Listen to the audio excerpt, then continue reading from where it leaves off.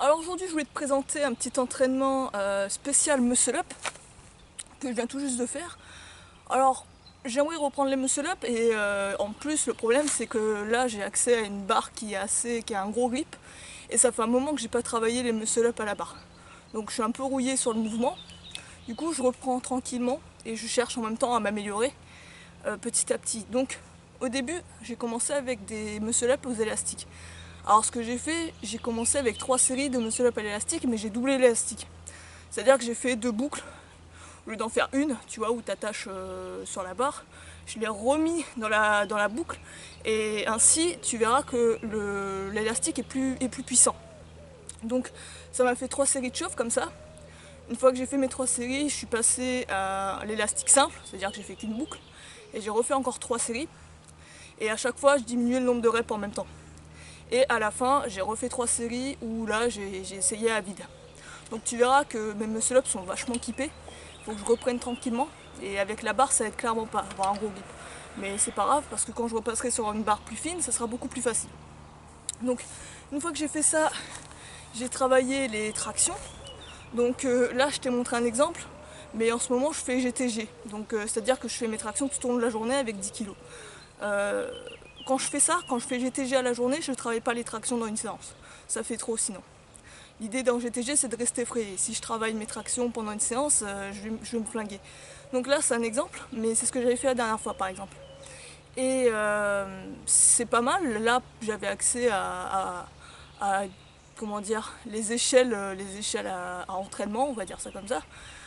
Les barres de singe, je crois aussi on appelle ça comme ça. Et ce qui est bien, c'est que ces barres sont inclinées. Donc du coup, en cherchant à passer d'une barre à l'autre, ça augmente la difficulté de la traction. Donc ça, c'est une manière de travailler les tractions de manière ludique. Tu vois, au lieu de faire quelque chose de répétitif avec une barre simple et tout, le fait de le faire en grimpant, en fait, en t'amusant, ça te permet de travailler l'exercice de manière plus fun. C'est plutôt bien. Et après, ce que j'ai fait, c'est travailler les biceps, travailler plus en isolation parce que j'aimerais un peu plus prendre des bras. Et j'ai un retard en termes de sensation dans les biceps. J'ai un mind muscle assez faible dans les biceps et j'ai du mal à sentir les biceps. C'est pour ça que je me concentre vraiment sur des exercices d'isolation. Ce que j'ai fait, c'est un superset, plutôt un biceps parce que c'est pas des exercices antagonistes, c'est des exercices qui travaillent le même muscle. Donc on appelle ça un biceps. Où j'ai commencé avec, je sais pas comment on l'appelle cet exercice. Je vais appeler ça des curls inversés à la barre, on va appeler ça comme ça. Et donc c'est un mouvement qui est plutôt réduit en amplitude parce que la barre te gêne. Je trouve qu'aux anneaux c'est plus chiant à faire.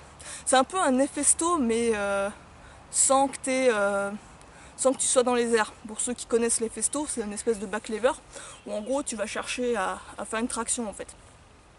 Une traction, oui. Oui, on va dire ça. On va dire un curl, tu vois. Donc le FSTO il est un peu barbare, mais là l'idée c'est de faire un espèce d'effesto vraiment assisté avec les pieds au sol et la barre va en fait te réduire l'amplitude. Une fois que tu as fait ça, là tu passes à des curls biceps aux anneaux et en général après les espèces d'effesto inversés, tu as les biceps bien défoncés, bien congestionnés. L'idée c'est de faire beaucoup de répétitions, faut vraiment que tu les sentes, limite que tu ailles à l'échec.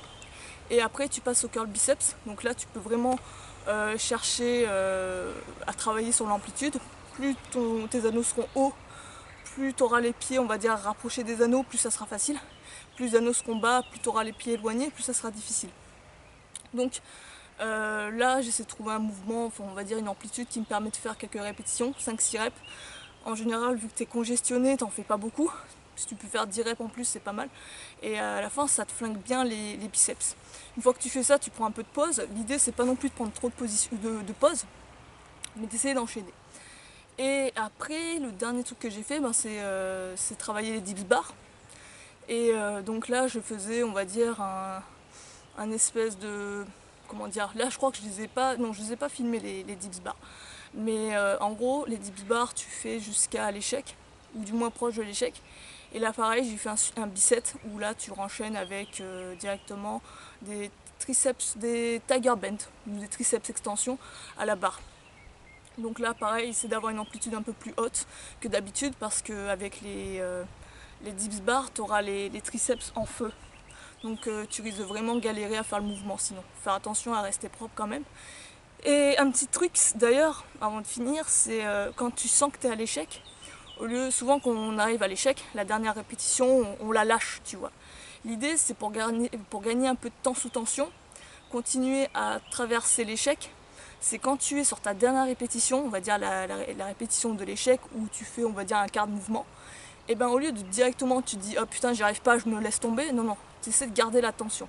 C'est de garder l'attention même quelques secondes, 5 secondes, 10 secondes, ça serait vraiment l'idéal, mais c'est vraiment de garder l'attention au maximum que tu peux. Et tu verras qu'en fait tu gagnes un peu de temps sous tension en plus. Et tu négliges pas, on va dire, même ta dernière répétition à l'échec. Essaie de faire ça, c'est plutôt pas mal, à la fin tu morfles bien. Peut-être faire ça à la toute fin aussi, au début, histoire de t'y habituer. Et après tu fais ça à chaque série où tu vas à l'échec. Donc c'est une petite séance comme ça, je voulais te partager.